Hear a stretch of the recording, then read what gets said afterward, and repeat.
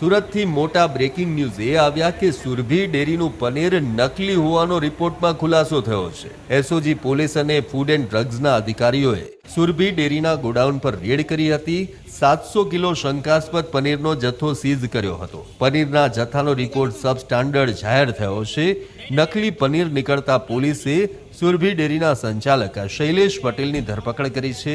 લોકોના આરોગ્ય સાથે ચેડા કરવા અને નકલી પનીરને અસલી કહી અને વેચતા છેતરપિંડીના ગુના હેઠળ તેની ધરપકડ કરાઈ છે। અન્ય માલિક કૌશિક પટેલને ગુનાની ગંધ આવી જતા તે ફરાર થવામાં સફળ રહ્યો છે। આ લોકો રોજનું સુરતમાં 1000 કિલો નકલી પનીર વેચતા હતા, જે લોકોના આરોગ્ય સાથે સીધા ચેડા હતા। આ સાથે સુરત પોલીસે ભેળસેળ કરનાર લોકોનો વરઘોડો કાઢ્યો।